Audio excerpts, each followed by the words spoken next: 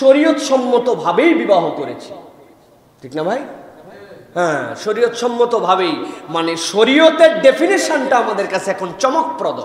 শরীয়তের ডেফিনেশন কি এখন জানেন? শরীয়তের ডেফিনেশন হচ্ছে অমুক, তার বাবা অমুক, গ্রাম অমুক, পাড়া অমুক, মহল্লা অমুক, জন্ম তারিখ অমুক, এত টাকা দিয়ে অমুককে আপনার বিয়ের জন্য প্রস্তাব দিল, আপনি কি কবুল বলেন? উনি বলছে জি কবুল, আলহামদুলিল্লাহ। এরপরে ওই দিকেও যাই জিজ্ঞাসা করছে, উনিও বলছে আপনি কি তাকে আপনার নিজ হেফাজতে স্ত্রী হিসাবে মানেন? জি কবুল, আলহামদুলিল্লাহ। মানে কি, বহু আগের থেকে মানার মধ্যেই ছিলাম, এমন কেন একটা অনুষ্ঠান দিলাম। এইটা হচ্ছে শরীয়ত, তাই না? এটাই শরীয়ত তো না? প্রিয় ভাইয়েরা, হুদুদুল্লাহ বুঝেন, জালেম বুঝেন। আল্লাহর বিধিবিধানকে নিয়ে উপহাস করাও অন্যতম একটা আল্লাহর সীমা লঙ্ঘন করা। আল্লাহর বিধিবিধানকে নিয়ে উপহাস করতেছেন আপনি। আমাদের সমাজগুলো আজকে পরিবর্তিত হয়ে গেছে। আমাদের সমাজের মধ্যে আমাদের যুবক যারা বিশেষ করে, তাদের চোখ তো এখন সামনের দিনের দিকে আগায় আছে। যে আমাদেরকে যাদেরকে দেখলাম, যাদের ভিডিও দেখতেছি, যাদের বিভিন্ন ওয়েডিং সেরিমনি দেখতেছি, যাদের হলুদ দেখতেছি, যাদের মেহেদি দেখতেছি, যাদের বিয়ের আগের অনুষ্ঠান, পরের অনুষ্ঠান, সিনেমেটিক গ্রাফিকের মাধ্যমে যেই সকল প্রোগ্রাম আমাদের সামনে পাবলিশ হচ্ছে, বিয়ে করার সময় কমসে কম অতদূর না হলেও আমাদের এরকম কিছু করা লাগবে, তাই না? ছেলেদের এখন তামান্না তৈরি করেছে তারা। শয়তান এটা আপনাদের কাছে গররাতকুমুল আমানি হিসেবে উপস্থাপন করেছে। কারণ শয়তান আপনার মগজের মধ্যে দিছে যারে শরীয়ত তো এইটুকু যে আল্লাহর নামে ইজাব আর কবুল করলেই শরীয়ত মানা হয়।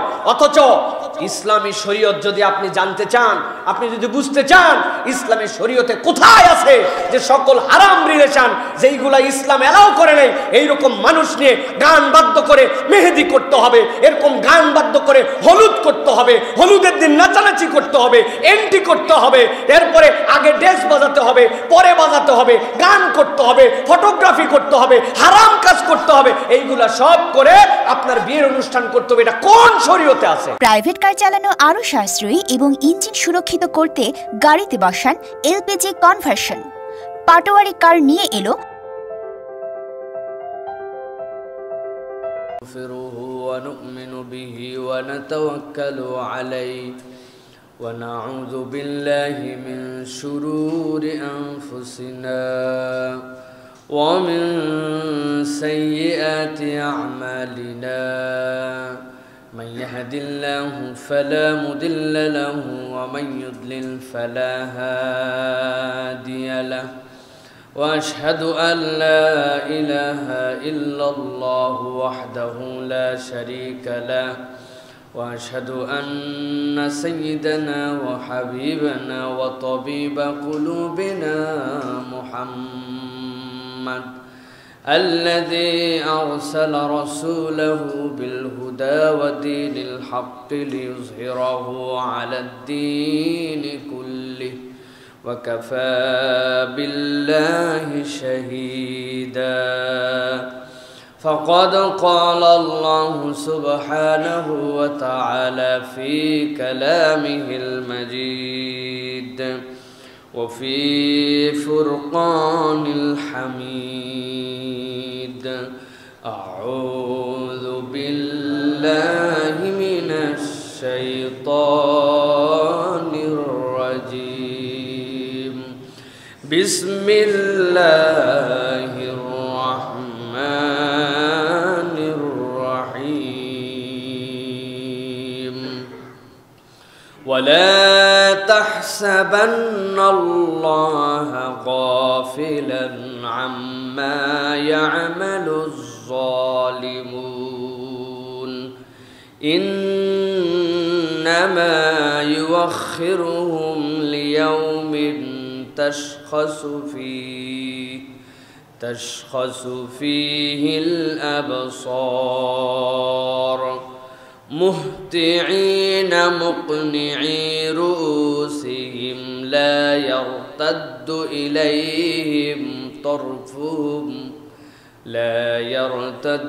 إليهم طرفهم وأفئدتهم هواء وقال الله سبحانه وتعالى آمرا ومخبرا للمؤمنين والمؤمنات إلى يوم القيامة إن الله وملائكته يصلون على النبي يا أيها الذين آمنوا صلوا عليه وسلموا تسليما اللهم صل على محمد وعلى آل محمد كما صليت على إبراهيم وعلى آل إبراهيم إنك حميد مجيد اللهم بارك على محمد وعلى آل محمد كما باركت على إبراهيم وعلى آل إبراهيم إنك حميد مجيد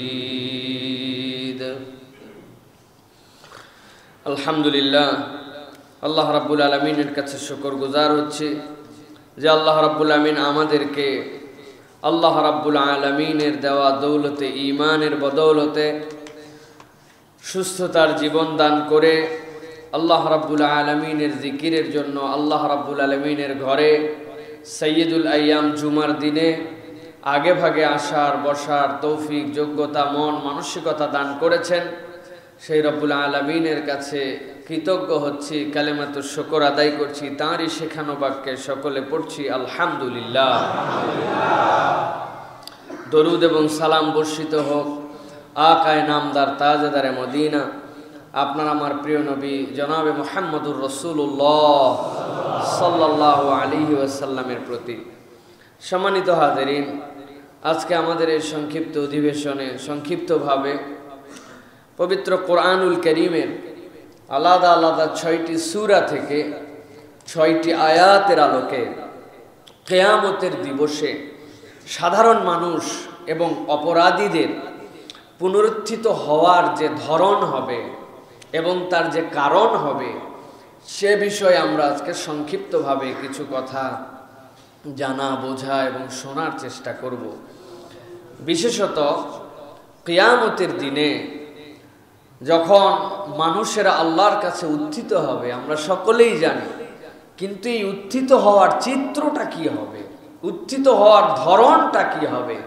মানুষরা কিভাবে আল্লাহর কাছে সেই দিন উত্থিত হবে যারা অপরাধী হবে যারা সাধারণ মানুষ থাকবে সবাই যখন উঠবে তাদের প্রকৃতিটা কি হবে এবং এই প্রকৃতি যেই ধরনে তারা কিয়ামতের দিন আল্লাহর সামনে দাঁড়াতে যাবে আল্লাহ নিজের ভাষায় সেটার বর্ণনা দিয়েছেন এবং তার কারণও প্রত্যেকটা আয়াতের মধ্যে আল্লাহ রাব্বুল আলামিন কমসে কম উল্লেখ করেছেন আল্লাহ রাব্বুল আলামিন তো আজকে আমরা সংক্ষিপ্ত সময়ে কিয়ামতের দিবসে সাধারণ মানুষ এবং অপরাধীদের পুনরুত্থিত হওয়ার চিত্রগুলো জেনে সেখান থেকে কেমনে বাঁচা যায় সেই দিন আল্লাহর সামনে উপস্থাপিত হওয়ার পরে আমাদের অবস্থা যেন আল্লাহ রাব্বুল আলামিন জান্নাতের দিকে ধাবমান করেন তার জন্য আমাদের কার্যক্রম কি হতে পারে আমরা দুনিয়ার বুকে যে চলাফেরা করছি এই চলাফেরার ক্ষেত্রে আমাদের কি কি ল্যাকিংস আছে সেই বিষয়গুলো যেন আমরা একটু জেনে বুঝে নিয়ে সামনে এগোই আজকে আমরা সে বিষয় নিয়ে কথা বলার চেষ্টা করব আমা তৌফিক ইল্লা বিল্লাহ প্রিয় ভাইয়েরা কিয়ামতের দিনে মানুষ কেমন করে উত্থিত হবে পরকালে হিসাব কেমন করে হবে এই বিষয়গুলি আল্লাহ রাব্বুল আলামিন একটা মহা পরীক্ষার অন্তর্ভুক্ত রেখে কোরআনুল কারীমে যদি না বলতেন কেবল বলতেন কিয়ামতের দিনে উত্থিত হবে এই পরিস্থিতি হবে এই অবস্থা হবে এইটুক বলে ছেড়ে দিলেও আমাদের কিছুই করার ছিল না কিন্তু আল্লাহ রাব্বুল আলামিন এই কোরআনের মধ্যে যতগুলো আয়াত দিয়েছেন এর মধ্যে সবচেয়ে বেশি আমাদের জন্য দয়াদ্র আয়াত যেগুলো সেইগুলো হচ্ছে পরকালীন পরিস্থিতি এবং কে কোন অপরাধে কোন পরিস্থিতিতে পড়বে এই বিষয়গুলো আল্লাহ রাব্বুল আলামিন কোরআনুল কারীমের মধ্যে অগ্রিম জানায় রাখছেন এটা আল্লাহর পক্ষ থেকে বান্দার জন্য সবচেয়ে বড় অনুগ্রহ প্রাইভেট কার চালানো আরো সাশ্রয়ী এবং ইঞ্জিন সুরক্ষিত করতে গাড়িতে বসান এলপিজি কনভার্সন পাটোয়ারি কার নিয়ে এলো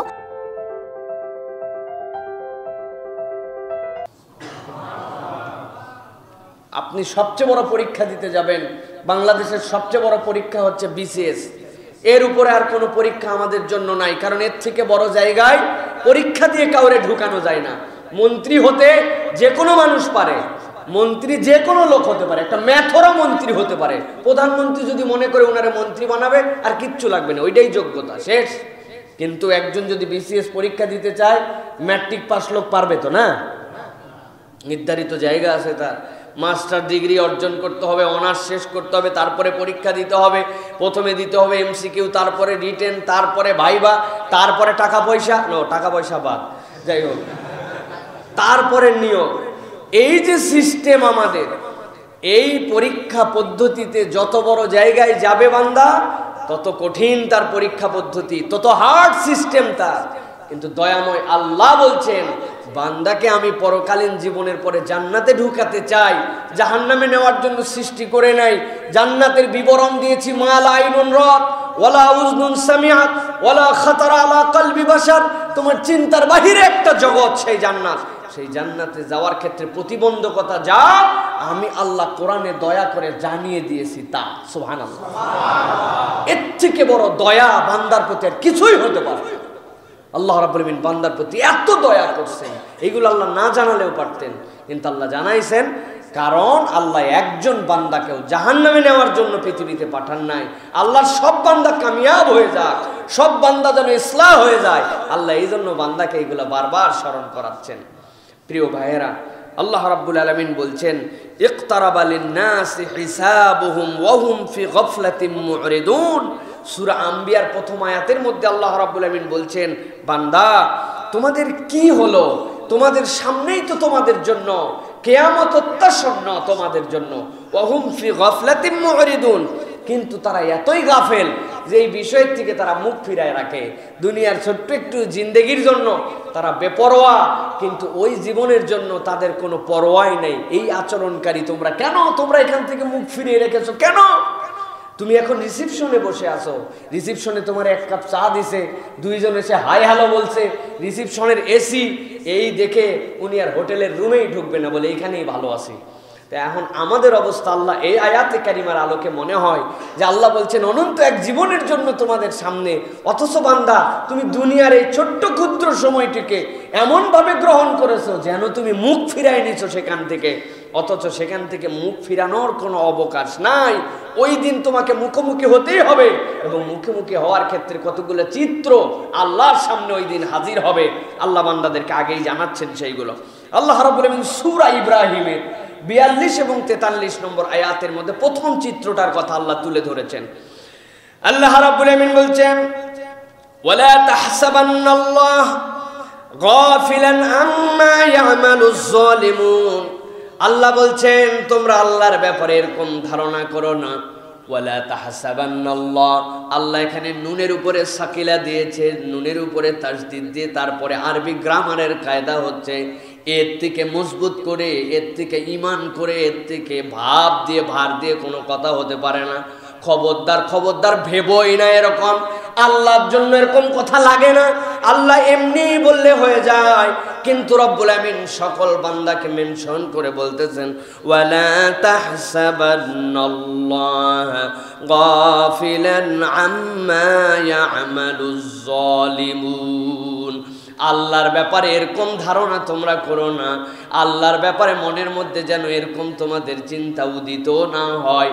আল্লাহ রব্বুল আলামিন বোধহয় যারা আল্লাহর রাস্তা থেকে দূরে সরে গেছে, আল্লাহর সাথে বিশ্বাসঘাতকতা করেছে, আল্লাহ রব্বুল আলামিন যেই পথে চলতে বলেছিলেন সেই পথে চলে না, তারপরেও দুনিয়াতে ঘোরাফেরা করে, আমার আল্লাহ বোধহয় আল্লাহর সাথে সীমা লঙ্ঘনকারী যারা তাদের ব্যাপারে গাফেল, তাদের ব্যাপারে খোঁজ খবর রাখেন না। তোমার চেতনাতে এরকম কল্পনাও যেন না আসে। কি বুঝাচ্ছেন আল্লাহ রাব্বুল আলামিন? আল্লাহ বুঝাতে চান দুনিয়ার বুকে বান্দা তুমি খুব ভালো করে জেনে রাখো, আমি আল্লাহর সাথে যে গাদ্দারি করে, আমি আল্লাহ রাব্বুল আলামিন যেই পথে চলতে বলেছি সেই পথে চলে না, আল্লাহ রাব্বুল আলামিনের রাস্তা থেকে নিজেদেরকে সরায় রেখেছে। কিন্তু দুনিয়ার বুকে তো দেখি বা দারুণ চলাফেরা করছে, দারুণ অবস্থানে তো তারা আছে, তাদের তো কোনোই সমস্যা হচ্ছে না মনে হচ্ছে। তোমার আমার ধারণার মধ্যে এসে যেতে পারে আল্লাহ বোধহয় এদের ব্যাপারে খোঁজ খবর রাখেন না। আল্লাহ বলছেন খবরদার, কল্পনার মধ্যেও এটা নিও না, আমি আল্লাহ আমার সাথে যারা সীমা লঙ্ঘন করে তাদের ব্যাপারে যথেষ্ট জ্ঞাত আছি। এরপর আল্লাহ রাব্বুল আমিন বলছেন ইন্নামা ইউআখিরুহুম লিয়াউমিন তাশখাসু ফীহিল আবসার, তবে জেনে রাখো ইন্নামা ইউআখিরুহুম, আমি আল্লাহ তাদের জন্য একটু অবকাশ দিয়ে রেখেছি, একটুখানি দড়িটা ঢিল দিয়ে রেখেছি, একটুখানি ছাড় দিয়ে রেখেছি। কোন দিন পর্যন্ত? লিয়াউমিন তাশখাসু ফীহিল আবসার, ওই দিন পর্যন্ত যেই দিন যাওয়ার পরে যাদের চক্ষুগুলা স্থির হয়ে যাবে, চোখের পলকও পড়বে না, মনিটাও নড়াচড়া করবে না।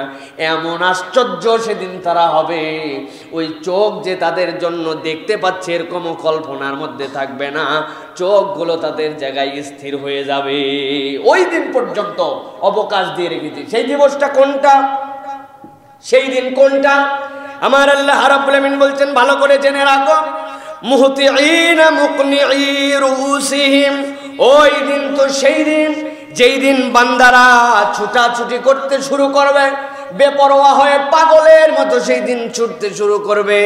আল্লাহ রাব্বুল আমিন বলছেন মুহতিঈন, দিক বিদিক হয়ে ছুটবে, কোন দিকে যাচ্ছে সে জানেও না। অবকাশ দিয়ে রাখছে কয়দিন পর্যন্ত, বান্দা বোঝার চেষ্টা কর। ওই দিন যাওয়ার পরে ছুটতে শুরু করছে, পাগলা হয়ে গেছে, কোথায় যে যাচ্ছে তার যাওয়ার জায়গা কোথায় সেও জানে না।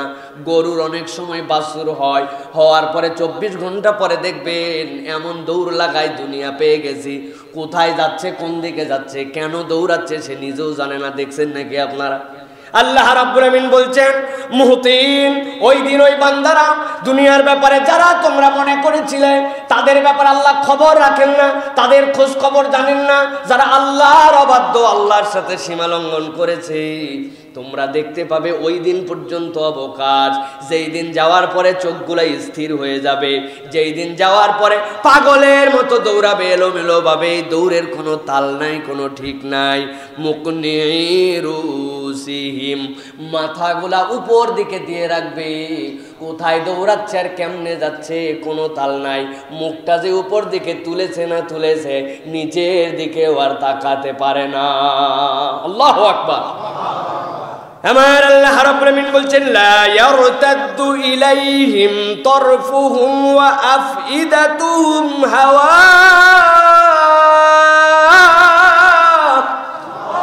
আমার আল্লাহ বলছেন সাবধান, যাদের ব্যাপারে তোমরা এই ধারণা করছো আমার আল্লাহ তাদের ব্যাপারে কোনো খোঁজ খবর রাখেন না, এমন দিনে তারা উপস্থিত হবে।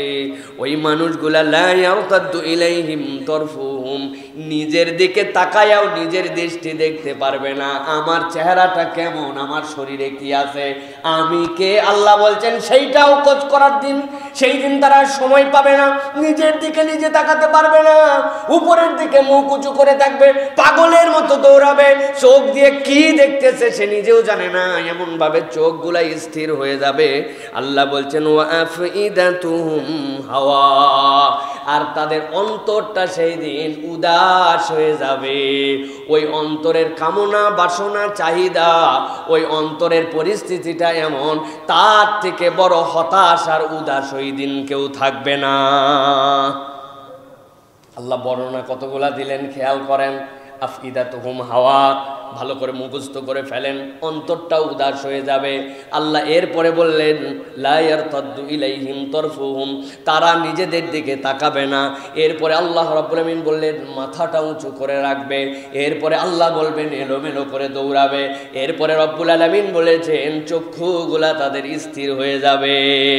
আজকের দিনে যারা ইচ্ছা মতো আল্লাহর সীমা লঙ্ঘন করে ঘুরে আর মনে করে আল্লাহ তো আমারে ধরে না, আমি এরকম করে চলি, যদি এইটা সত্যি সত্যি আল্লাহর সীমা লঙ্ঘন হইতো, আল্লাহ তো আমারে ধরতো অন্তত পক্ষে, কিছুই তো বলে না, বেশ তো ভালো আছি।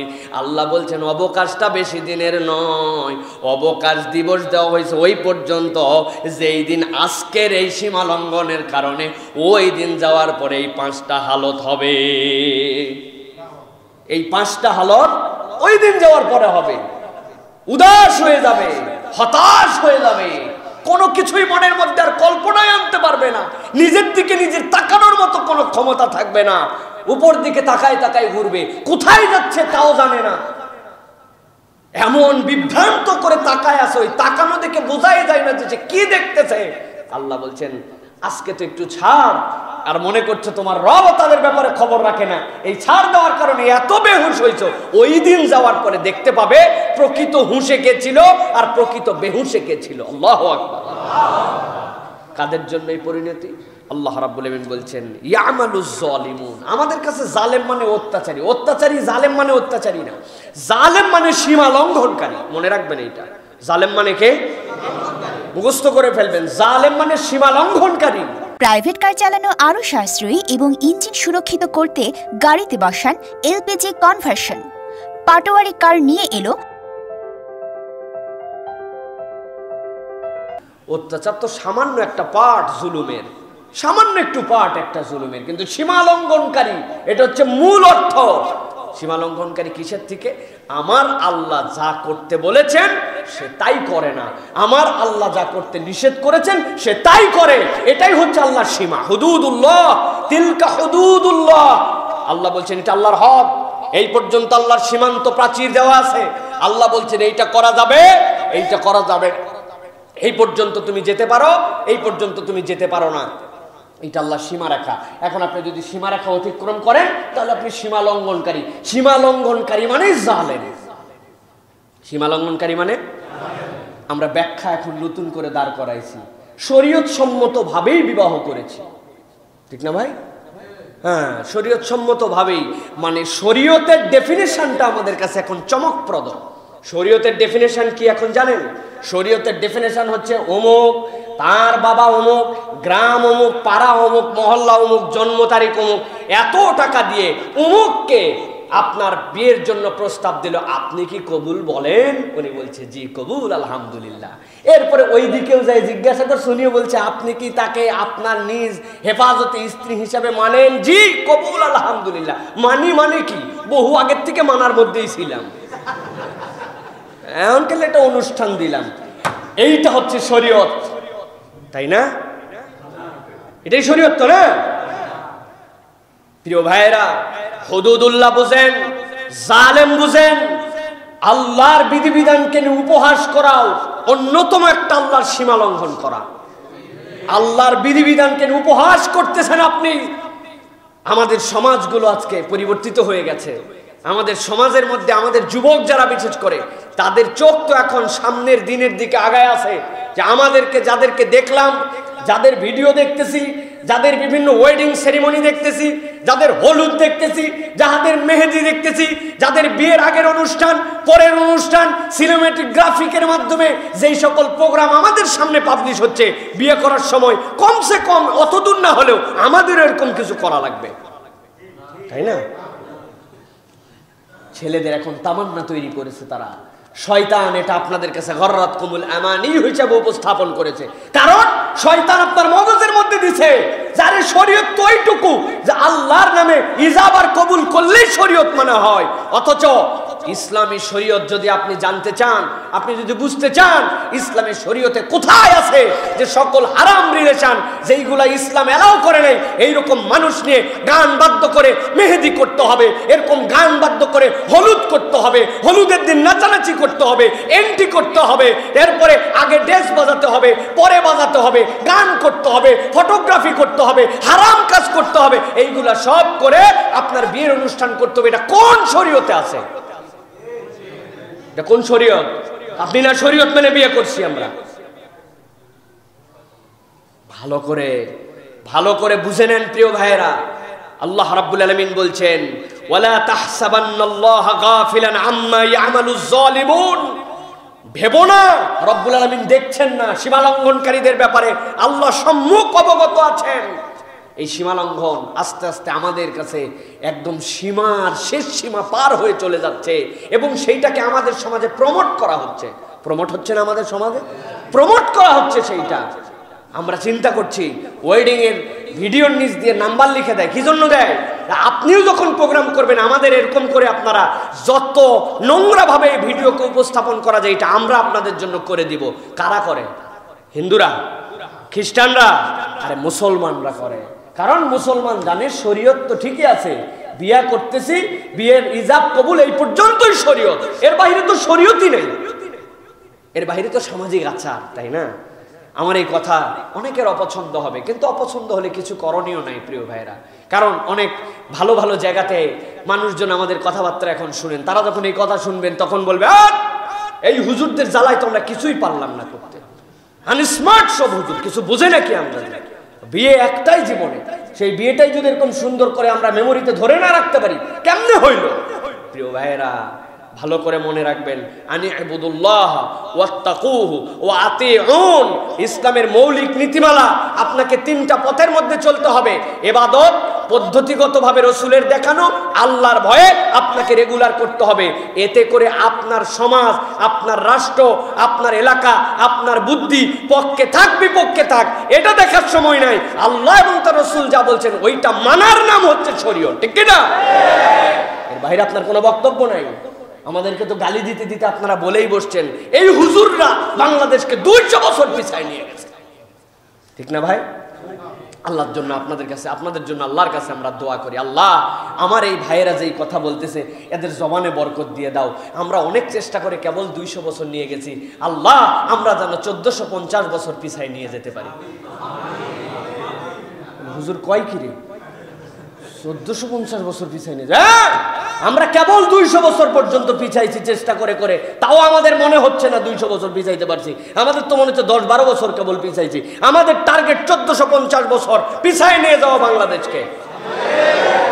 যেই সমাজ ছিল অন্ধকারের সমাজ, নারীদের কোনো সম্মান ছিল না, ইজ্জত ছিল না, যেই সমাজে এতিম অনাথদের সম্পদকে ভক্ষণ করাই ছিল ওই সমাজের কালচার, যেই সমাজের ডাকাতি করা, মানুষকে লুণ্ঠন করা কোনো ব্যাপারই ছিল না। ব্যবসায়ীর থেকে সম্পদ নেওয়ার পরে হাতে নাতে বলতো পরে টাকা দিব, বলার পরে আর টাকাই তাদেরকে দিত না। যেই সমাজের মধ্যে ওয়াইদাল মাউউদাতু সুইলাত বিআই যামবিন কুতিলাত, ভ্রূণ হত্যা করা হতো, মেয়েদেরকে হত্যা করে ফেলা হতো। যেই সমাজের মধ্যে অন্যায়, অশ্লীলতা, বর্বরতা এমন জায়গায় পৌঁছাইছিল, একটা ছোট্ট ইস্যু নিয়ে 1000 বছর যুদ্ধ করেছিল তারা।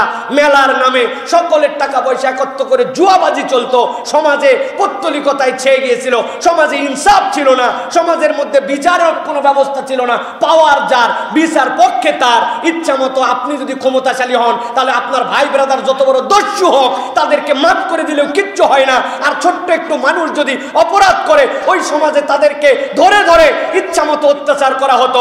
ওই সমাজকে রাসূলুল্লাহ সাল্লাল্লাহু আলাইহি সাল্লাম পরিবর্তন করে যে সোনার সমাজে বানাইছিলেন, নারীদেরকে ইজ্জত দিয়েছিলেন, যুদ্ধ বন্ধ করে দিয়েছিলেন, আদালত কায়েম করেছিলেন। রাসূল বলেছিলেন আমার মেয়েও যদি চুরি করে আল্লাহর আইন থেকে একটুকু তাদেরকে ছাড় পাওয়ার কোনো সুযোগ নাই। বিচার হওয়ার পরে মাফ করার ক্ষমতা রাষ্ট্রপতির নাই, প্রধানমন্ত্রীর নাই, মুহাম্মদ সাল্লাল্লাহু আলাইহি সাল্লামের নাই।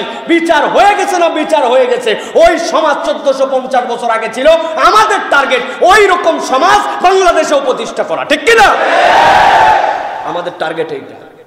আমরা 100-200 বছর। প্রাইভেট কার চালানো আরো সাশ্রয়ী এবং ইঞ্জিন সুরক্ষিত করতে গাড়িতে বসান এলপিজি কনভার্সন। পাটোয়ারি কার নিয়ে এলো। পিছাতে চাই না, আমরা 1450 বছর পিছাতে চাই। আপনারা মনে রাখবেন এই টার্গেটে আমরা কাজ করছি, এই টার্গেটে আমরা কাজ করছি। কিন্তু যেটাকে আপনারা 1450 বছর পিছানো বলতেছেন, আমরা তো দেখতে পাচ্ছি 14,000 মিলিয়ন বছর সেটা আগায় আছে। 14,000 মিলিয়ন বছর আগে আগায় আছে সেটা পৃথিবীর থেকে, প্রিয় ভাইয়েরা। কারণ যেই মানুষ এত খারাপ, একটা মানুষ মোটামুটি খারাপ, তারে আপনি পরিবর্তন করেন। একটা ছেলে মোটামুটি বুঝে, তারে আপনি ভালো করছেন। একটা ছেলে কিছুই বোঝে না, 2-3 বার ফেল করছে, ওরে যখন আপনি স্ট্যান্ড করাইছেন তার মানে বুঝতে হবে কি এফোর্ট আপনি দিয়েছেন। রাসূল আরবি সাল্লাল্লাহু আলাইহি ওয়াসাল্লাম সবচেয়ে খারাপ সমাজকে এমন সোনার সমাজে পরিবর্তন করেছিলেন। উলঙ্গ বিবস্ত্র হয়ে মেয়ে চলে গেলেও তাদের রুচিতে ছিল না তাকাবে। মুজাহিদদের জন্য জেলখানার মধ্যে এরকম অনেক সুন্দরীকে দিয়ে রেখে দিয়েছিল, তারা বের হয়ে বলছে এগুলো কি পাথর নাকি এগুলো মানুষ, আমরা বুঝি নাই, তারা তো ঘুরেও তাকায় না আমাদের দিকে। এই চরিত্রবান সমাজ রাসূলুল্লাহ সাল্লাল্লাহু আলাইহি ওয়াসাল্লাম দাঁড় করাইছিলেন, এমন পরিবেশ, এমন আদালত কায়েম করেছিলেন, দরজা খুলে ঘুমাতো। এই যে হাজারা মাউত থেকে মদিনা পর্যন্ত 1000 কিলোমিটার রাস্তার মধ্যে কোনো একটা মেয়ে যদি হেঁটেও যেত তার দিকে চোখ তুলে তাকাবে, এরকম মন মানসিকতারই মানুষ ছিলেন। সুবহানাল্লাহ। পারবেন ওই সমাজ আপনি পারবেন প্রতিষ্ঠিত করতে বর্তমানে এই সকল জিনিস দিয়ে? পারবেন না প্রিয় ভাইরা। ওটা হয়েছিল যেই পদ্ধতিতে, ওই পদ্ধতি হচ্ছে কোরআন সুন্নাহর পদ্ধতি, ওই পদ্ধতির নাম হচ্ছে ইসলামী শরঈ পদ্ধতি। আপনার দৃষ্টিতে সেটা পিছানো, আপনি টিটকারি করে সেটা পিছানোর কথা বলেন, কিন্তু আমরা বলি ওটাই প্রকৃত আগানো, ঠিক কিনা? আমাদেরকে ওই দিকে যেতে হবে প্রিয় ভাইরা, নচেত আল্লাহ রাব্বুল আমিন বলছেন ইন্নামা ইউআখিরুকুম লিয়াউমিন তাশখাসু ফীহিল আবসার।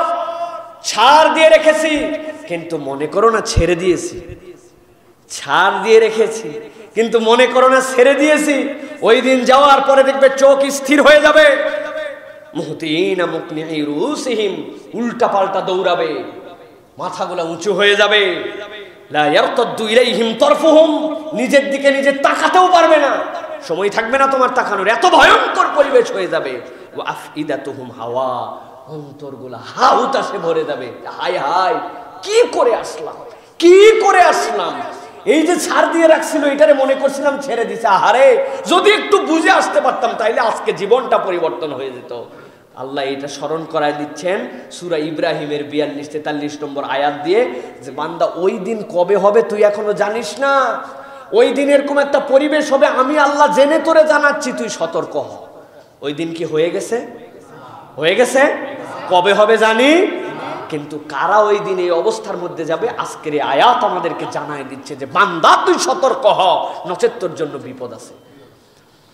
আল্লাহ রাব্বুল আমিন এরপরে বলছেন ওয়ালাউ তারা ইযিল মুজরিমুনা নাকিসু রুসিহিম ইনদা রাব্বিহিম রাব্বানা আবসারনা ওয়া সামি'না ফারজি'না না'মাল সালিহান ইন্না মুকিনুন।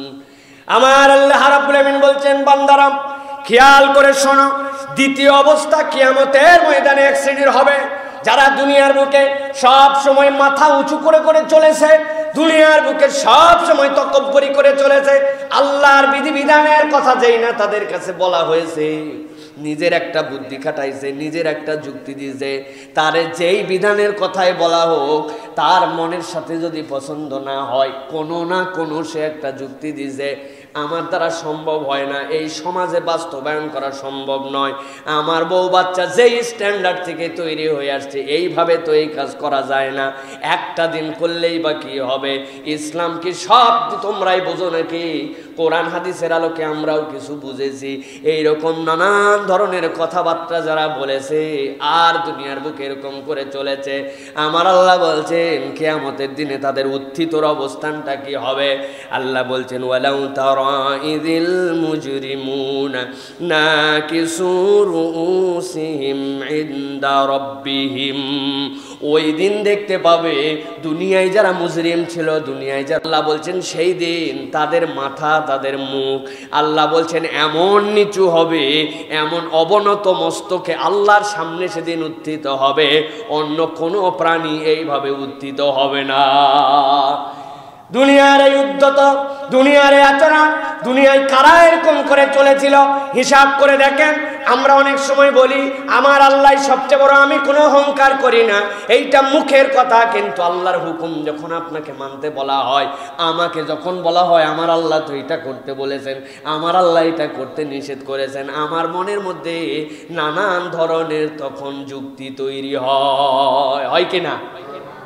খেয়াল করে দেখেন, আমাদের সকলের মধ্যে হয়, যুক্তি তৈরি হয়, দাড়ি রাখাই লাগবে ঠিকই আছে, কিন্তু আসলে তো আমার বয়স তো অত হয়নি এখনো।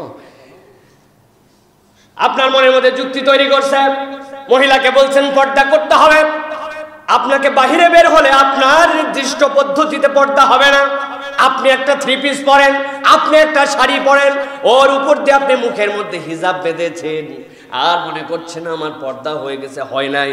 কারণ আপনি মা পর্দা শুরু করেছেন, আপনি বোন পর্দার কাছাকাছি যাওয়া শুরু করছেন, মেন্টালিটিটা আছে, এই জন্য আপনাকে অ্যাপ্রিসিয়েট করি। কিন্তু আমার আল্লাহ বলছেন, আমার নবীর যেই সকল স্ত্রী এবং কন্যাদের উপরে আল্লাহ রাব্বুল আলামিন পর্দার আয়াত নাযিল করলেন, তারা কেউ তো একজনও ল্যাংটা হয়ে চলতেন নাকি?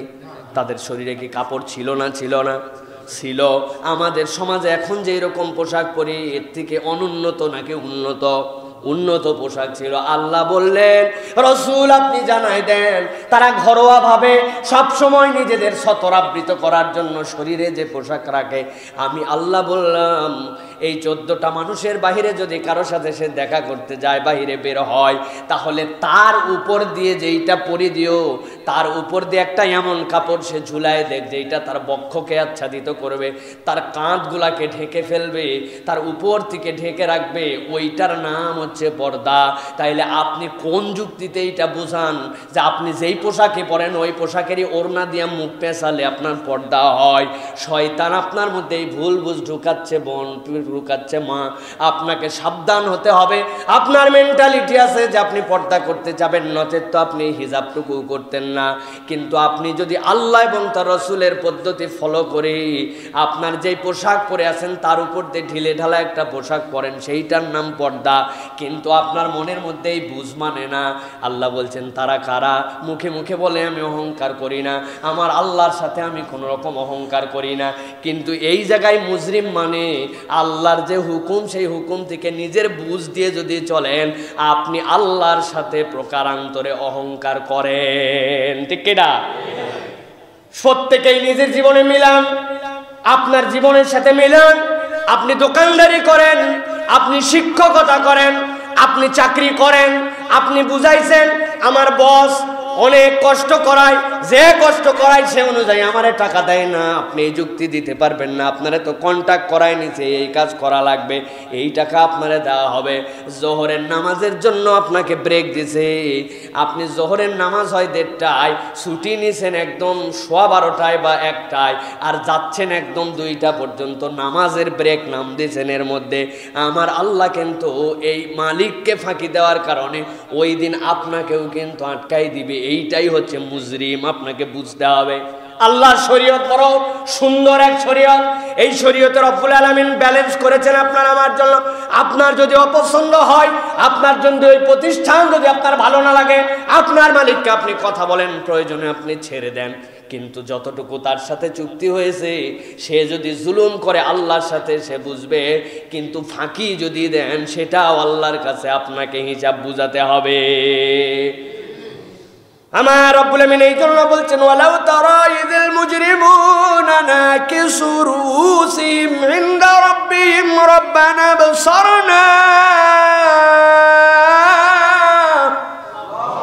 আমার আল্লাহ বলছেন, ওই দিন যাওয়ার পরে দেখতে পাবেন, হে রাসূল আপনি যারা মুজরিম হিসাবে গেছে, দুনিয়ার বুকে যারা অপরাধ করে গিয়েছে, ওই দিন যাওয়ার পরে আর মাথা উঁচু হবে না। না কিছু রুসিহিম, মাথাটা এমন ভাবে নিচের দিকে দিছে, মনে হয় যেন চলতে চলতে দাঁড়ানো মানুষের মাথাটায় মাটির সাথে লেগে যাবে। আল্লাহ বলছেন, এরকম অপদস্থ করে মাটির সাথে মুখকে লাগায় দিয়ে আল্লাহ রব্বুল আমিন ওই দিন তোমারে উঠাবে। নাউযুবিল্লাহ। আল্লাহ বলছেন, তারা উঠার পরে কি বলবে? রব্বানা বসারনা ওয়া সামি'না। আল্লাহ, দুনিয়ার বুকে আমাদেরকে বারবার বলা হয়েছিল, মসজিদে বয়ান হয়েছিল, হুজুররা বলেছিল সতর্ক হও, আল্লাহর নাফরমানি 1 কিঞ্চিত পরিমাণ করা যাবে না, নাফরমানির থেকে সরে যাও। কিন্তু রব্বুল আমিন কোনো কথাই আমাদের কানে ঢুকেছিল না। যে কথাই বলা হতো তার পিঠে আমাদের একটা যুক্তি ছিল, ওয়াজ শুনতে ভালো লাগতো, কিন্তু মনে সেইটা আমল করার মতো প্রিপারেশন আমাদের হতো না। আল্লাহর কাছে ওই দিন যে বলবে রব্বানা বসারনা ওয়া সামি'না, কিন্তু আজকের দিনে তো সব দেখে ফেলছে আল্লাহ। আজকের দিনে কেমন আযাব হবে, কেমন পরিবেশ হবে, এটা না মানলে কি হবে, আজকে তো সব হাতে নাতে প্রমাণ পেয়ে গেছি। আল্লাহ ফারজে ফারজি'না না'মাল সালিহান ইন্না মুকিনুন। আমাদেরকে একটা বার সুযোগ দাও আল্লাহ, এবার যদি দুনিয়ায় যাই, যাওয়ার পরে দেখবে ভালো কাজ করা কাকে বলে আর মুমিন হওয়া কেমনে লাগে, এই রকম পাক্কা হইয়া আমরা আসব। সুযোগ আছে? বেশি করে অনুরোধ করবো আল্লাহর কাছে যে আল্লাহ বিশ্বাস করো, তুমি অল্প দিনের জন্য দাও, প্রমাণ দিয়ে দিব তোমাদেরকে। ইন্না মুকিনুন। ওরে বাবা রে বাবা, যাওয়ার পরে পাক্কা পাক্কা এক একটা ইমানদার হবো। সুযোগ আছে? সুযোগ নাই ভাই। আল্লাহ এটা জানাই দিচ্ছেন যে সুযোগ কিন্তু নাই, চান্স কিন্তু একবারই। এই রাস্তায় ঢোকা যাবে, এই রাস্তায় বের হয়ে আসা যাবে না। বান্দা যদি মুজরিম হয়ে আসো তাহলে বড় বিপদ হবে। এই জন্য আল্লাহ এই জন্য বলেছেন ওয়ামতাজুল ইয়াউমা আইয়ুহাল মুজরিমুন। আল্লাহ এই দিন মুজরিমদেরকে ওয়ামতাজ করে দিবেন, একদম আলাদা করে দিবেন। ইমানদারদের সাথে মিলায় রাখবেন না, তাদের মাথায় এমন ভাবে মাটির সাথে লেগে। চিন্তা করেন তো, একটু কল্পনা করেন। প্রাইভেট কার চালানো আরও সাশ্রয়ী এবং ইঞ্জিন সুরক্ষিত করতে গাড়িতে বসান এলপিজি কনভার্সন। পাটোয়ারি কার নিয়ে এলো। আপনি হাঁটছেন, আপনার কোমর হেলে আপনার মাথাও মাটির সাথে ঘেঁষে ঘেঁষে হাঁটছে। কল্পনা করা যায় এটা দুই পাওয়া মানুষের ক্ষেত্রে? কি লজ্জাজনক, কি কঠিন পরিস্থিতি আল্লাহ বর্ণনা দিচ্ছেন বান্দাদের জন্য। যে ওই দিন যাওয়ার পরে তোমাদেরকে এরকম মস্তক অবনত, লাঞ্ছিত, অপদস্থ করে ওই দিন আল্লাহর সামনে উত্থিত হতে হবে। এই দুনিয়ার বুকের সামান্য আল্লাহ রাব্বুল আলামিনের সাথে যদি এইরকম ধানাই পানাই করে আমরা চলাফেরা করি, আল্লাহ বলছেন ওই দিন এই পরিস্থিতি বান্দার জন্য করে দেওয়া হবে। এরপর আল্লাহ রাব্বুল আলামিন বলছেন সূরা শুআরার মধ্যে 45 নম্বর আয়াতে, وتراهم يعرضون عليها خاشعين من الذل ينظرون من طرف خفي। আল্লাহ বলছেন ওই দিন তাদের অবস্থা এমন হবে, যারা এই দুনিয়ার বুকে এত দাপট নেয়, দুনিয়ার বুকে এত মাতব্বরি করে চলে, এত ফুটানি করে চলে, আমার আল্লাহ বলছেন ইউরাদুনা আলাইহা খাশিঈনা মিনাজ-যুল। আল্লাহ বলছেন ওই দিন চরম লাঞ্ছনাপূর্ণ, তোমার দৃষ্টিকে আল্লাহ এমন লাঞ্ছনাপূর্ণ করে দিবেন, ওই লোকের দিকে যে তাকাবে আর নিজেও বুঝতে পারবে আমার তাকানো আর আমার চলাফেরা দেখেই আশপাশের মানুষ বুঝতে পারছে আমি কত বড় চোর। আল্লাহু আকবার। এমন ভাবে আল্লাহ বলছেন লাঞ্ছনাপূর্ণ ভাবে, এমন লাঞ্ছনা যে খাশিঈন, তাদের চোখের মধ্যে একটা ভয় ঢুকাই দেবেন আল্লাহ, এমন ভয়, এই আতঙ্কেই সে অস্থির হয়ে যাবে। কিয়ামতের দিনে আতঙ্কিত হয়ে এই বান্দারা আল্লাহর সামনে উত্থিত হওয়া শুরু করবে। আল্লাহ বলছেন তুমি কি কিয়ামতের দিনে এরকম আতঙ্কিত হতে চাও? আমি আল্লাহ রাব্বুল আলামিন তোমারে তো এরকম আতঙ্কিত করে, অপদস্থ করে, মাথা নিচু করে, চোখকে নামাই দিয়ে তোমারে তো ওই দিন আমি তুলতে চাই না। আমি তো দেখতে চাই আমার বান্দা হাসতে হাসতে আমার সামনে হাজির হয়েছে, হওয়ার পরে তার হাতের মধ্যে আমলনামা দেওয়ার সাথে সাথে ইয়াসআ নূরুহুম বাইনা আইদিহিম ওয়া বিআইমানিহিম, ওদের মুখ চকচক করতে শুরু করছে, হাত দিয়ে আলো ছড়াতে শুরু করছে, তারা দৌড়ায় দৌড়ায় তাদের আত্মীয় স্বজনের কাছে যেতে শুরু করছে। দেখো দেখো আমার আল্লাহ আমার সাথে কি ব্যবহার করছে। একদল বলতেছে আমার আল্লাহ আমার সাথে কি ব্যবহার করেছেন, আমার আল্লাহ আমাকে কি নিয়ামত দিয়েছেন, আত্মীয়র কাছে খুশি হয়ে দৌড়ায়। আরেক দল মাথা নিচু করতে করতে ওর চোখের দিকে তাকানো যায় না, এমন ভীত, এমন বিহব্বল তার চেহারা। কেন? কারণ দুনিয়ার বুকে আল্লাহ যেভাবে বলছিলেন সেইভাবে উনি চলে নাই। উনি উনার বুদ্ধি, উনার বিবেক খাটায়া হাজার বলার পরেও তার আমলের মধ্যেই নেই নাই, আমলের মধ্যেই তার ঢোকে নাই। একটু তো পরিবর্তন হওয়া লাগবে। আমি তো বলি আমার ভাষায় যে আমাদের তো একটু লজ্জাশীল হওয়া দরকার, তাই না ভাই? একটু লজ্জা হওয়া দরকার না? লজ্জা তো আমাদের সকলেরই আছে। লজ্জা না থাকলে আপনারা জামা কাপড় না পরে আসেন? এখানে একজনও ল্যাংটা আসছে, ওই ছোট বাচ্চাও জামা পরে আসছে, আমাদের থেকে সুন্দর জামা কাপড় সে পরে আসছে আরো। তো লজ্জা তো সবার। এই লজ্জা সেই লজ্জা নয়। এই লজ্জা হচ্ছে যিনি আমাকে সৃষ্টি করলেন, যিনি আমাকে এই দুনিয়ার বুকে বাঁচিয়ে রাখলেন, তার হুকুম আমি কেমনে অমান্য করি, এই ফিলিংসটার নাম হচ্ছে প্রকৃত লজ্জা। আমি তো আপনাদের কাছে বলি যে মানুষ দুটো দিক দিয়ে খায়। কয় দিক দিয়ে? একটা হচ্ছে মুখ আর একটা হচ্ছে নাক। দুইটা খাওয়ার জায়গা আমার। হ্যাঁ, আমি কামাই করি। আমার আব্বাই জমি রেখে গেছিল, আমাদের গার্মেন্টস ফ্যাক্টরি বহুত কষ্ট করে ইনভেস্ট করছিলাম, সময় মতো জিনিস মাল কিনে আনছিলাম, এই মতো উদ্যোগ নিয়েছিলাম, ছোট ছিলাম, আস্তে আস্তে বড় করে এখন না এই টাকা দিয়া 700, 800, 900 টাকা দামের আমি গজার মাছ কিনতে পারি, বোয়াল মাছ কিনতে পারি, আমার কামাই দিয়ে আমি খাই, তাই না? মেনে নিলাম, আপনার যুক্তি তর্কের খাতিরে মেনে নিলাম যে আপনি আপনার মুখের খাবারটা খান আপনার কামাই দিয়ে। এখানেও যুক্তি দিলে আপনি কুলাতে পারবেন না, বুঝলাম, মেনে নিলাম। আরেকটা খাবার খান আপনি নাক দিয়ে, তাই না? ওইটা আপনার কামাই দিয়ে খান তো নাকি? কার কামাই দিয়ে খান ওইটা? দাদার। ওইটা যদি আল্লাহর হয় তাহলে আপনি আল্লাহর যেটা খান ওইটা অফ করে দেব আমরা। আপনারটা আপনি খান, আল্লাহরটা অফ থাকবে, তাই তো নাকি? যে কোনো একজন রাজি থাকলে আমার কাছে চলে আসেন, আমি 3 মিনিট নাক আর মুখ 2 হাতে ঠাইসে ধরে আপনি কত বড় বাপের বেটা পরীক্ষা হয়ে যাক, আসেন, রাজি থাকলে আসেন। পারবেন? পারবো? আমি আমার ভাষায় বলি, প্রিয় ভাইয়েরা, এইটা আল্লাহ খাওয়াচ্ছেন। পেটেরটা এক ওয়াক্ত, একদিন 2 দিন কম বেশি ভালো খাবার অল্প খেয়ে পচা বাসি খেয়ে টিকা যায়, কিন্তু এইটা 3 মিনিটের বেশি টিকা যায় না। যেই আল্লাহটা দিয়ে না টিকতে পারলে আপনার পেটের ভাতের দরকারই পড়ে না, ওই রবের সাথে আপনি কেমনে অকৃতজ্ঞতা করেন? কেমনে করেন আপনি? আপনারা হিসাব ঠিক মতো দিতে পারবেন না, আমি হিসাব জানি। আমার আব্বা করোনায় আক্রান্ত হয়েছিলেন, হওয়ার পরে হাসপাতালে ভর্তি করছিলাম, আজগর আলীতে ভর্তি ছিলেন, আইসিইউতে 7 দিন ছিলেন। যখন বিল দেয় আমাদের কাছে, বিল দেওয়ার পরে সব বিলের সাথে আমি ফুল কমপ্লিট বিলের চার্ট নিছি। একটা চকলেট খেলেও কে বিল সেটা আমাকে দিতে হবে বলছে, পুরা ডিটেলস বের করে দিতে। ডিটেলসে দেখি উনার 7 দিনের অক্সিজেনের বিল 69,000। আমি চিন্তা করলাম, আল্লাহ, আপেল কমলা নয় খাওয়া, হাওয়া খাওয়ায় 69,000। একটু কল্পনা করেন, just you have to imagine. আপনাকে চিন্তা করতে হবে, ভাবতে হবে। আপনি ভেবে কুল করতে পারবেন না, you can not imagine that, যে আপনার এই 7 দিনের, তাও তো সব সময় লাগে নাই, 69,000 টাকার অক্সিজেন দিয়ে দিল রব্বুল আলামিন। আপনারা আমারে দিয়ে রাখছে, নাক দিয়ে খাচ্ছি ইচ্ছা মতো, কোনোদিন বিল দেওয়া লাগলো না। যখনই আপনার আল্লাহর কোনো হুকুম মানতে আপনার অন্তর যখন একটুখানি ফুসফাস করবে, একটুখানি করে নিজের মতামত দিতে যাবে, সাথে সাথে নাক মুখ ঠেসে ধরবেন, সাথে সাথে। এটা ডোজ। হ্যাঁ বেটা, আল্লাহ বলছে নামাজ পড়তে, তুই নামাজ পড়তে যাবি না, কত বড় বাপের বেটা তুই, দেখি ধরে থাকবেন। না হলে নিজে না পারলে শক্তিশালী এটার বলে, ধর তো তুই আমার ধর, 2.5 মিনিট পর ছাইড়ে দিস, তাছাড়া কিন্তু বিপদ আবার। প্রিয় ভাইয়েরা, যখনই এরকম অবাধ্য হতে যাবে বলবেন, আল্লাহ যে এটা খাওয়াই এই পর্যন্ত বাঁচায় রাখছে, তুমি কার সাথে গাদ্দারি করো? কার সাথে গাদ্দারি করো? দুনিয়ায় তোমার কামাই দিয়ে তুমি মাছ কিনে খাও, পোলাও কিনে খাও, খাও না।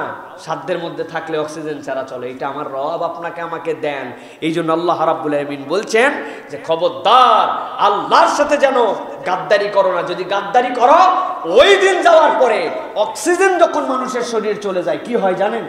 আপনার যখন স্যাচুরেশন লেভেল নেমে যায়, যখন 90-এর নিচে চলে আসে, 80-র নিচে চলে আসে, মানুষের চেহারা কালো হয়ে যায়। প্রথমে নীল হয়, এরপরে কালো হয়। স্বাভাবিকভাবে আমাদের শরীরে 95, 96, 97 এর মধ্যে র্যান্ডম আমাদের মধ্যে 100 হয় না, 97, 98, 97, 98 এরকম থাকে। কিন্তু এই লাংস যখন কাজ করতে পারে না, যখন করোনা এফেক্টেড হয়, আস্তে আস্তে ওইটা কমতে শুরু করে। 90-এর নিচে চলে আসলে তখন অক্সিজেন সাপোর্ট দেওয়া লাগে। যদি সাপোর্ট না পায়, আস্তে আস্তে করে দেখবেন ওই ব্যক্তির শরীর নীল হয়, নীল হওয়ার পর আস্তে আস্তে কালো হয়ে যাবে, এরপরে সে শেষ হয়ে যাবে। আল্লাহ রাব্বুল আমিন বলছেন, দুনিয়ার বুকে অক্সিজেন খাওয়াইছি, দুনিয়ার বুকে আমার কথা মতো তোকে চলতে বলছিলাম, চলিস নাই, কিয়ামতের দিনে কি হবে? আল্লাহ বলছেন, চেহারা অন্ধকারের নাই কালো করে দেওয়া হবে। কাআন্নামা উগশিয়াত উজুহুহুম কিতাআম মিনাল লাইলি মুজলিমা। আল্লাহু আকবার। আল্লাহ রাব্বুল আলামিন সূরা ইউনূসের 27 নম্বর আয়াতের মধ্যে আল্লাহ বলছেন, কাআন্নামা উগশিয়াত উজুহুম কিতাআম মিনাল লাইলি মুজলিমা। একে তো রাত, তারপরে অন্ধকার, রাতের অন্ধকারের নেই, তাদের চেহারাগুলোকে অন্ধকার করে দেওয়া হবে। আল্লাহু আকবার। কারণ দুনিয়ায় আমি তোরে বাঁচায় রাখছিলাম, আমার ওই সৌন্দর্য তোরে দিয়ে রাখছিলাম। তোরে এখন বলবেন যে হুজুর, ওই যে আফ্রিকান নিগ্রো, ওরা তো রাতের থেকে বেশি অন্ধকার আছে না? ওদের চেহারা দাঁত বের করলে বোঝা যায় মানুষ, তাছাড়া মনে হয় পাতিলের তলা। তোরা তো মুখ কালোই হয়ে আছে আল্লাহ, ওরা আবার কেমন করে কালো হবে?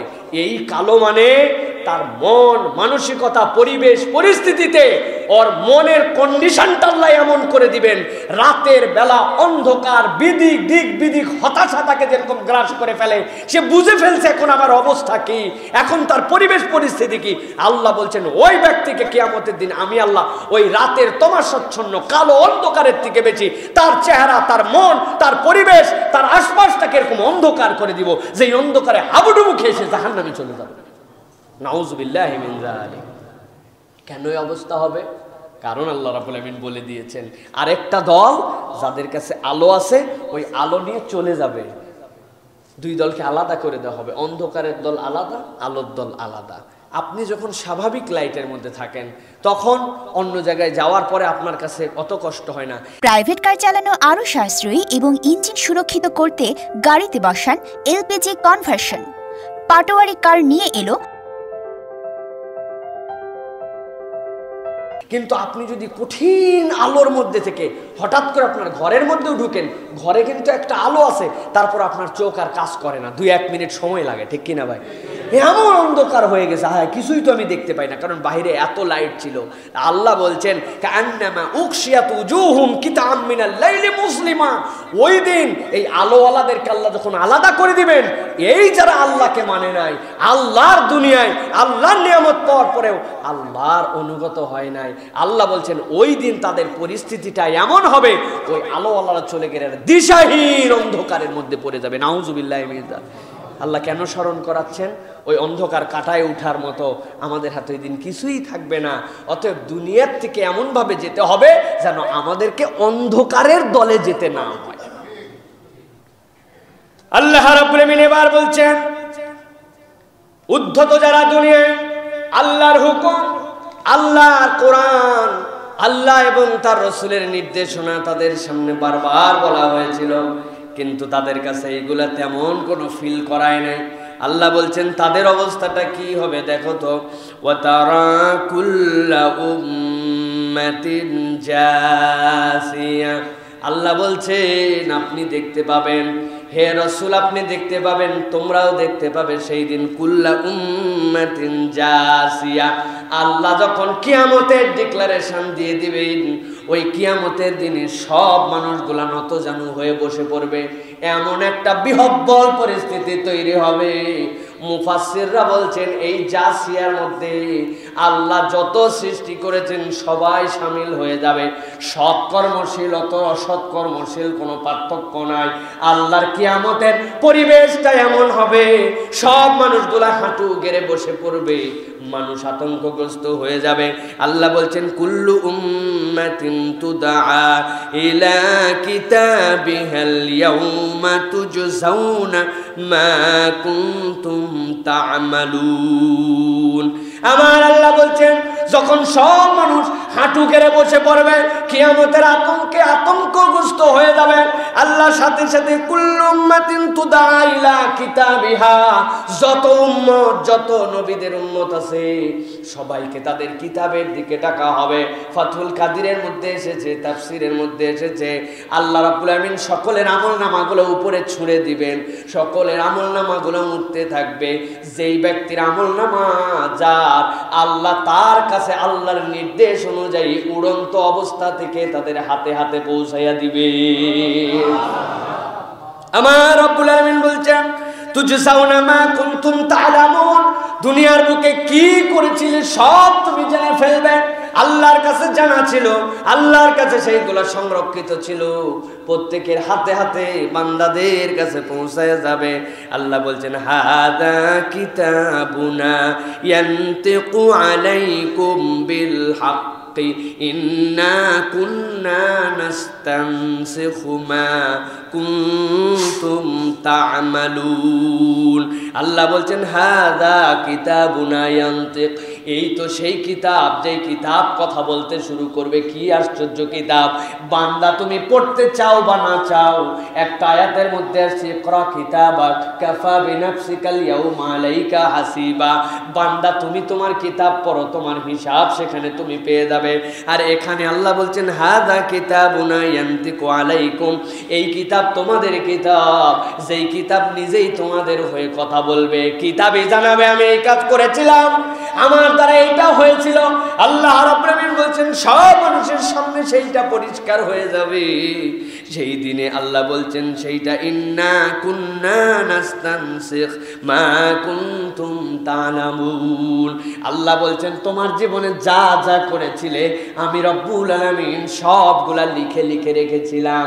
ওই লিখিত কিতাবটা বান্দার হাতের মধ্যে দিয়ে দেওয়া হবে।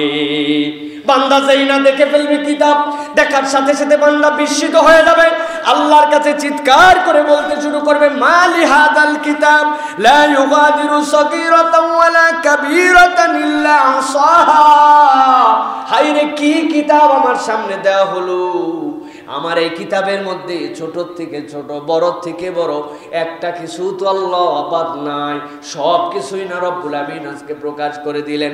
একটু কল্পনা করেন, আল্লাহর কাছে যাওয়ার পরে যখন কিতাব আমাদের পরিষ্কার করে বের করে দেওয়া হবে, ওই সময় রব্বুল আমিনের সামনে দুনিয়ার বুকে কি করেছি আর কি করি নাই, ছোটতে করেছে কে, বড়তে করেছে কি, লেপের নিচে করেছে কি, লেপের বাহিরে, বাথরুমের ভিতরে, বাথরুমের বাহিরে, কেউ জানতো আর কেউ জানতো না, লোডশেডিং এর সময় আর আলোর সময়।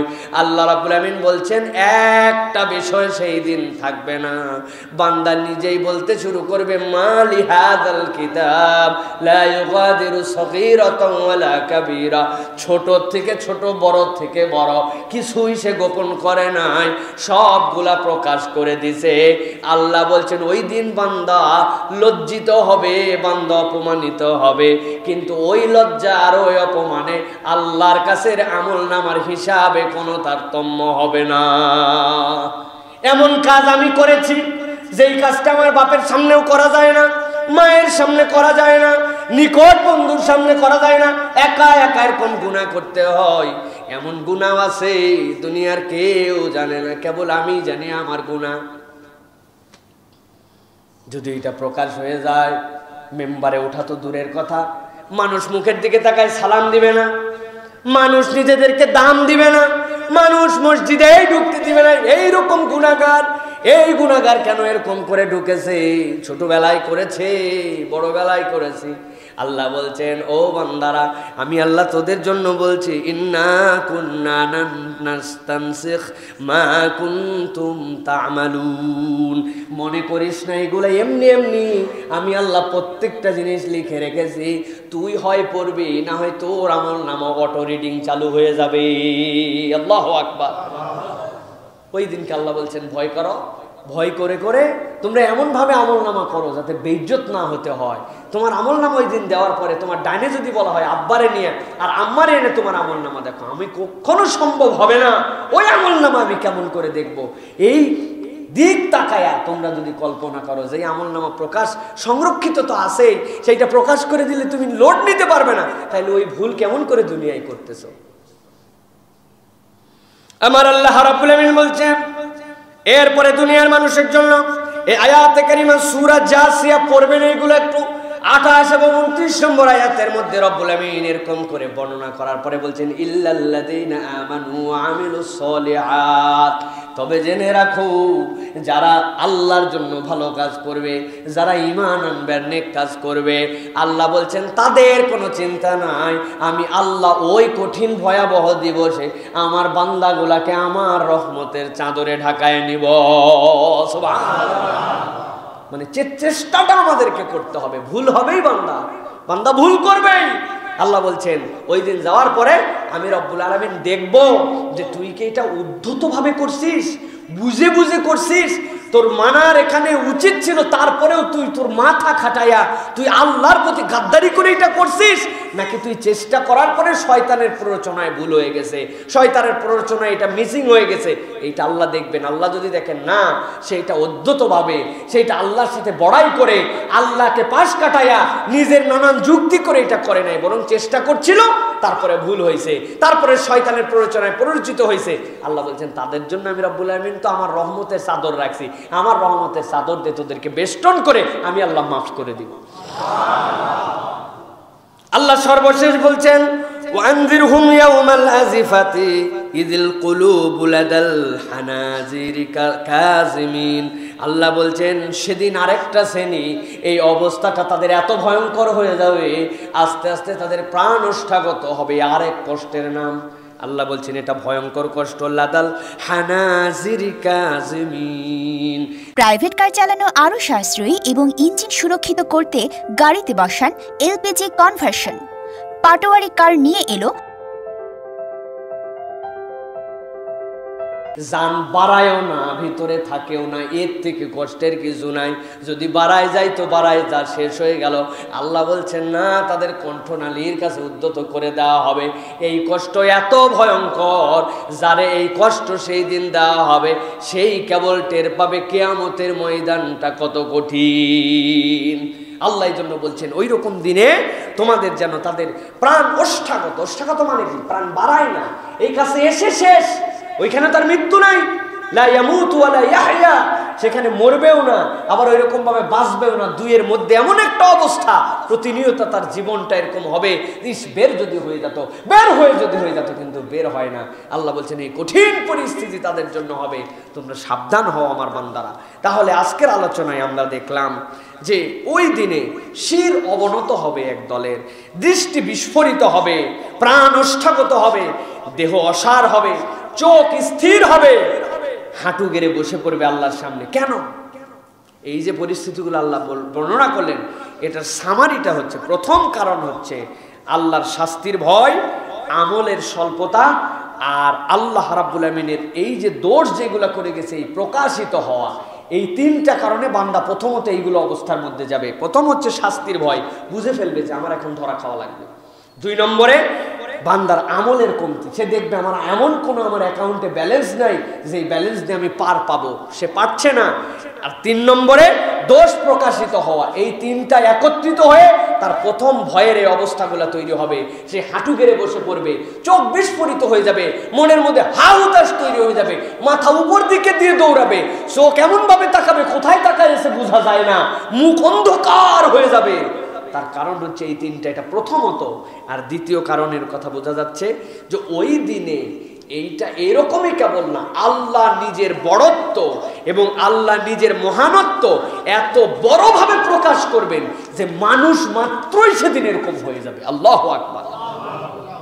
এমনকি তাফসীরের মধ্যে এসেছে আম্বিয়ায়ে কেরাম পর্যন্ত আতঙ্কিত হয়ে যাবেন অল্প সময়ের জন্য, কিন্তু আতঙ্কিত হবেন, আম্বিয়ারাও আতঙ্কিত হবেন। আল্লাহ অল্প সময়ের মধ্যে তাদের মধ্যে থেকে আতঙ্ক দূর করায় দিবেন।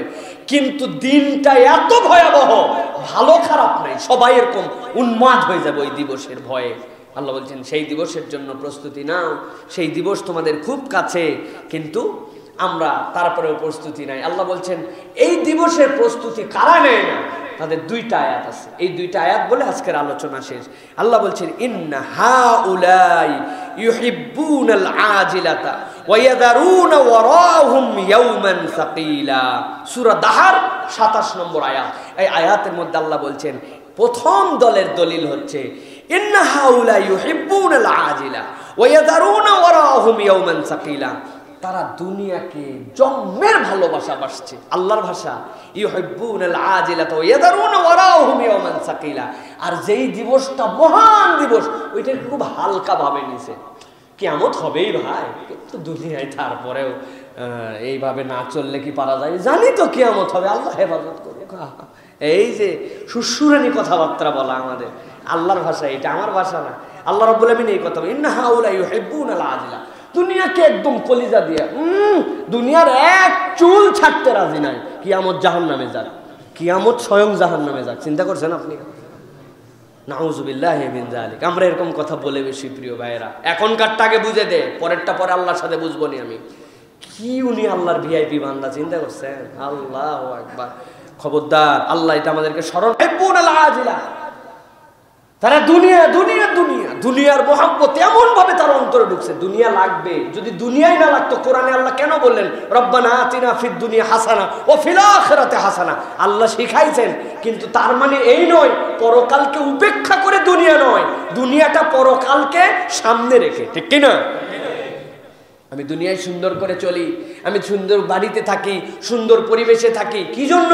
আমি ভালো খাবার খাই। আপনার নিয়ত থাকবে আল্লাহর ইবাদত যেন ভালো করে করতে পারি, সুস্থ যেন থাকতে পারি, আল্লাহ রাব্বুল আলামিনের পক্ষে হয়ে যেন কাজ করতে পারি। ব্যবসা করি এই জন্য কেবল আমার কামাইয়ের জন্য নয়, এইটা দিয়ে যেন অসহায় দরিদ্র সমাজ এইগুলোর উপকার করতে পারি, পরের কাজে লাগাতে পারি, দান খয়রাত করতে পারি। এই জন্য আমার কোটি কোটি কোটি কোটি টাকা দরকার। টাকা দরকার কেবল এই জন্য না যে এই টাকা রেখে গেলাম আগামী 20 প্রজন্ম পর্যন্ত আমার ছেলে মেয়ে ইসলাম মানুষ চাই না মানুষ, আল্লাহর বান্দাদের যেন কারো কাছে মুখাপেক্ষী না হয়, এই জন্য কোটি কোটি টাকার ব্যাংক ব্যালেন্স বানাই গেলাম। এই টাকা ইতিহাসে প্রমাণ নাই চতুর্থ পুরুষ পর্যন্ত পৌঁছাইছে, প্রমাণ নেই। পুরা পৃথিবীর ইতিহাসে প্রমাণ নেই যে যারা টাকা মিলিয়ন মিলিয়ন রেখে গেছে চতুর্থ প্রজন্ম পর্যন্ত যাদের টাকা পৌঁছাইছে, প্রমাণ নাই।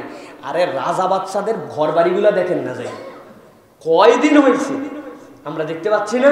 এইগুলো এখন হয়েছে ওয়ার্ল্ড হেরিটেজ, পৃথিবীর এখন হচ্ছে দর্শনীয় স্থান। ওদের বংশ কই ভাই? আমার বংশ তো আমি বলতে পারি যে আমার বাপকে ছিল, তার বাপকে ছিল, তার বাপকে ছিল, তার বাপ, এরপরে আর বলতে পারি না আমরা, কারণ দলিলে এরপরে আমরা জানি না কে আছে না আছে। আবার আমার বাচ্চারা হয়তো 3 প্রজন্ম পর্যন্ত নাম বলবে, কিন্তু এইগুলা লোক এত বড় বড় বিল্ডিং, এত বড় বড় কোটি কোটি টাকার, এদের প্রজন্ম কই ভাই? সব শেষ, সব শেষ। আল্লাহ এই জন্য বলছেন যে তুমি তোমার এই দুনিয়াদারিকে কেবল দুনিয়াকে টার্গেট করে করো না। দুনিয়া আমাদের লাগবেই, দুনিয়া একবারে বিমুখ হতে বলেন নাই। লা রুহবানিয়াতা ফিল ইসলাম, ইসলামই হচ্ছে একটা অনন্য ধর্ম যার মধ্যে কোনো বৈরাগ্য নাই। ইসলামে বৈরাগ্য আছে? ঘর বাড়ি সব ছেড়ে চলে যাও, যায় ময়দানের মধ্যে একবারে জঙ্গলের মধ্যে যে আল্লাহর আবেদ হয়ে যাও, এরকম কোনো সিস্টেম ইসলামে নাই। রসুল বলছেন আমি বিয়েও করেছি, আমি সংসারও করি, আমি নামাজও পড়ি, রাত্রেও ঘুমাই, আমার মতো করে তোমার জীবন চালাও। সুবহানাল্লাহ। রসুল হাসান বিজনেসও করছেন, ম্যানেজার ছিলেন। রসুলের থেকে ভালো ম্যানেজার পৃথিবীতে কেউ হতে পারে না। এত মুনাফা করছেন আল্লাহ নবী, নবীজির থেকে ভালো বিজনেস পলিসিও কেউ জানতো না। সুবহানাল্লাহ। এত বিউটিফুল তিনি বিজনেসম্যান। সো আল্লাহ রাসূল সাল্লাল্লাহু আলাইহি ওয়াসাল্লাম কিন্তু বিজনেস করছেন। নবী করিম সাল্লাল্লাহু আলাইহি সাল্লাম আপনার আমার মতো এরকম চাকরগিরি করেন নাই, কিন্তু এই যে আমরা যেরকম চাকুরি করি না এখন, এই চাকুরির মধ্যে কিন্তু অনেক সময় বরকত কম হয়। এই জন্য আমাদের নিজেদের যারা ইয়াং আছেন, যারা এই জেনারেশনের, আপনারা চিন্তা করেন আল্লাহ আমাদেরকে এডুকেটেড করেছেন। আমি একটা পর্যায়ে গেছি, আমি তো নতুন করে উদ্যোক্তা হওয়ার চেষ্টা করবো ইনশাল্লাহ। 10 জন মিলে আমি কিছু করার চেষ্টা করব। খালি হুজুর দোয়া করেন আমি যেন চাকর হতে পারি। চাকুরি বলেন তো এই জন্য শুনতে ভালো লাগে, আসলে তো চাকর, তাই না? কি দোয়া করবো বলেন? আল্লাহ তোমার বান্দারে চাকর বানাও। অথচ আল্লাহ আবার দোয়া শিখাচ্ছেন রসুলকে দিয়ে যে নামাজের 2 সিজদার মধ্যে বল আল্লাহ কাহরির রিজাল, কোন ব্যক্তি যেন আমার উপরে চেপে বসতে না পারে। আল্লাহ কোন ব্যক্তি আমাকে এমন ভাবে নিগৃহীত করে আমি তার আষ্টে পৃষ্ঠে ডানেও ফিরতে পারি না, বামেও ফিরতে পারি না, এইরকম কোন মুনিব, এইরকম কোন লোককে আমার উপরে কর্তৃত্ব দিও না। আল্লাহর কাছে দোয়া করলেন নামাজের মধ্যে যে কাহরির রিজাল থেকে আল্লাহ মুক্ত করো, আর হুজুরের কাছে বলছেন হুজুর আমারে চাকর বানাও। সুতরাং চাকরি খারাপ না, আলহামদুলিল্লাহ, সবাই তো আর পারবে না, আপনাদের করতে হবে ইনসাফের সাথে। কিন্তু আমার যুবক যারা, আপনারা উদ্যোক্তা হওয়ার চেষ্টা করেন যে আমি কিছু করার চেষ্টা করবো ইনশাল্লাহ, আমি ভালো কিছু করার চেষ্টা করে আরো 10 জনকে চাকরি দেওয়ার চেষ্টা করব। দুনিয়ায় মানুষ কত কিছু করছে আর আপনি হতাশার মধ্যে আছেন। কোনো হতাশা নাই, ইসলাম একটা দিক নির্দেশনা আপনার আমার জন্য দিছে। কোনো পেশাকে ছোট করে দেখলে আপনি কখনো শ্রমিকের মূল্যায়ন করতে পারবেন না, ঠিক কিনা? আপনার কাছে মনে হবে ওই যে সচিব যে কলমের খোঁচায় কোটি কোটি টাকার কারবার করে ফেলতেছে, তাকে অনেক সম্মান দিতে মন চাবে। কিন্তু আপনি যদি জানেন যে কাসবুল হালাল, যে হালাল কামাই করে সেই আল্লাহর কাছে সবচেয়ে প্রিয়, এইটা জানলে একজন রিকশাওয়ালাকে আপনার তার থেকে বেশি সম্মান করতে মন চাবে, ঠিক কিনা? কারণ আপনি পেশাকে সম্মান দেন, সে হালাল পেশা করতেছে, সুবহানাল্লাহ। সে মুচি সেলাই করতেছে মক্কা শরীফে।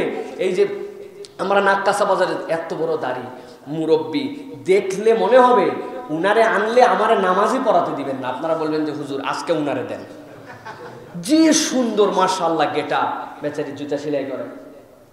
প্রাইভেট কার চালানো আরও সাশ্রয়ী এবং ইঞ্জিন সুরক্ষিত করতে গাড়িতে বসান এলপিজি কনভার্সন। পাটোয়ারি কার নিয়ে এলো। আমাদের দেশ তো মুসলমানে মনে করছে যে হিন্দু নিম্ন সমাজ থেকে আসা মুসলমান মক্কা শরীফে নাক্কাসা বাজারে মসজিদের সামনে বসে এত বাদা দাড়িওয়ালা জুব্বাওয়ালা জুতা সেলাই করে, মানুষ সম্মান করে থাকে। জুতাটা আমরা এরকম করে অনেক সময় দেই না, কেউ তার সামনে এরকম জুতা খুলে তারপরে এরকম করে সামনে দেয়, এটাও একটা আদব। যদি আপনার জুতা কালি করতে হয়, হ্যাঁ জুতা দিয়ে আপনি দাঁড়ায় আছেন, এরকম না, সে একটা কাজ করতেছে, আপনি খুলে তার সামনে জুতাটা দেন। তার মানে জুতা সেলাই করাও সম্মানিত পেশা, সে হালাল কামাই করে খাচ্ছে। আমি এটা বুঝাতে চাচ্ছি, আমি বলতেছি না আপনি জুতাওয়ালা হন, জুতা সেলাইকারী হন, কিন্তু কোনো পেশাকে ছোট করে দেখা যাবে না। আমার তো মনে হয়, এটা আমি ফিল থেকে বলতেছি, আমি যদি একজন মুড়িওয়ালাও হতাম তাহলে আমার থেকে ভালো মুড়ির দোকানদার কেউ হতে পারতো না। আমি যদি একজন বাদাম বিক্রিকারী হতাম, আমার থেকে ভালো বাদাম বিক্রি করার লোক কেউ হতে পারতো না। আমার মনে হয়েছে গত কয়েকদিন আগে বাচ্চাদেরকে নিয়ে গার্ডেনে গেছিলাম, এই যে বোটানিক্যাল গার্ডেন, আমার মনে হয়েছে এই বোটানিক্যাল গার্ডেনে যদি আমাকে প্রশাসক বানাতো, বাংলাদেশে বোটানিক্যাল গার্ডেন কি জিনিস এইটা মানুষের কাছে উপস্থাপন করতে পারতাম। প্রতিদিন কয়েক লক্ষ টাকার শুধুমাত্র গেট মানি কামাই করতে পারতাম। ওদের কোনো আইডিয়াই নাই, ফুলের বাগান বানায় রাখছে, একটা গোলাপের উদ্যান, গোলাপের বড় বাগান, তারপরে বিভিন্ন ধরনের অভিনব গাছ আছে।